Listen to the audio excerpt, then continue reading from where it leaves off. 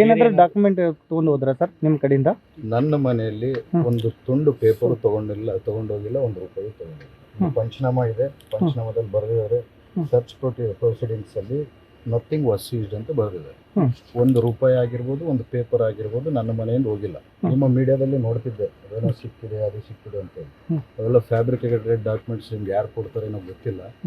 ಅವೆಲ್ಲ fake documents. ನನ್ನ ಮನೆಯಲ್ಲಿ 1 ಪೇಪರು ಸಿಗಲಿಲ್ಲ, 1 ರೂಪಾಯಿ ಹಣನೂ ಸಿಗಲಿಲ್ಲ. ಸರ್ ಇದರಿಂದ ಷಡ್ಯಂತ್ರ ಇದೆ ಅಂತ ಅನಿಸ್ತದೆ ಸರ್? ಷಡ್ಯಂತ್ರ ಅಂದರೆ ರಾಜಕೀಯ ಅಂದಾಗ ಷಡ್ಯಂತ್ರ ಇರುತ್ತೆ. ಷಡ್ಯಂತ್ರ ಅವರು ಮಾಡ್ತಾರೆ, ಸಮಯ ಬಂದಾಗ ನಾವು ಮಾಡಬೇಕಾಗುತ್ತೆ. ರಾಜಕೀಯದಲ್ಲಿ ಎಲ್ಲ ಇರುತ್ತೆ, ಇವೆಲ್ಲ ಫೇಸ್ ಮಾಡ್ಕೊಂಡು ಹೋಗ್ಬೇಕು. ರಾಜಕೀಯದಲ್ಲಿ ಇಂಥ ರೈಟ್ಗಳು ಆಗ್ತಿರ್ತವೆ, ಇನ್ನೊಂದು ತೊಂದರೆಗಳು ಬರ್ತಿರ್ತವೆ, ಎದುರಾಳಿಗಳು ಇರ್ತವೆ. ಅವನ್ನೆಲ್ಲ ಇದಾವೆ ಅಂತೇಳಿ ನಾವು ರಾಜಕೀಯ ಮಾಡೋಕ್ಕೆ ಇರೋದಂಗೆ ಆಗಲ್ಲ. ನಮ್ಮ ಕಾಂಗ್ರೆಸ್ ಪಕ್ಷ ನಮ್ಮ ಜೊತೆಗಿದೆ.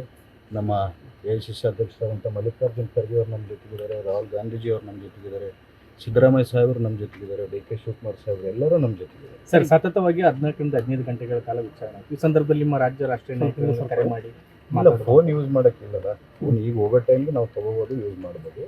ಈಗ ರಾತ್ರಿ ನೋಡಬೇಕು ಸರ್. ಈಗ ಹೆಚ್ಚಿನ ವಿಚಾರಣೆಗೆ ಏನಾದರೂ ಬನ್ನಿ ಅಂತ ನೋಟಿಸ್ ಕೊಟ್ಟಿದ್ದಾರೆ?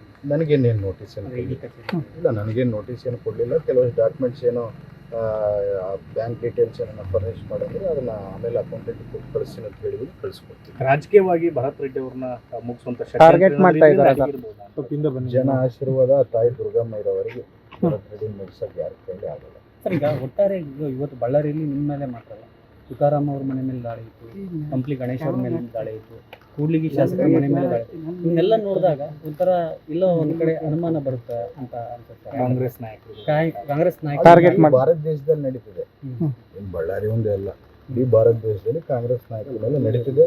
ಆದರೆ ಕಾಂಗ್ರೆಸ್ ನಾಯಕರು, ಕಾಂಗ್ರೆಸ್ ಕಾರ್ಯಕರ್ತರು ಯಾವತ್ತೂ ಶಕ್ತಿಯುತವಾಗಿ ಇಂಥವು ಎಷ್ಟೇ ಷಡ್ಯಂತ್ರಗಳು ನಡೆದರೂ ಅದನ್ನು ಬಲವಾಗಿ ಅದನ್ನು ಎದುರಿಸ್ತಾರೆ. ಈ ತನಿಖಾ ಸಂಸ್ಥೆಗಳಿಗೆ ಬಳ್ಳಾರಿ ಮೇಲೆ ಯಾಕೆ ಅಷ್ಟೊಂದು ಪ್ರೀತಿ ಸರ್? ಅದರಲ್ಲಿ ಕಾಂಗ್ರೆಸ್ ನಾಯಕರಂದ್ರೆ ಏನೋ ಅವ್ರ ಪ್ರೀತಿ, ನಮಗೆ ನೋಡಬೇಕು, ಕಾಂಗ್ರೆಸ್ ಅವರು ಒಳ್ಳೆಯವರು, ಅವ್ರು ನೋಡಿ ಭೇಟಿಯಾಗೋಣ ಅಂತ ಇರ್ಬೋದು.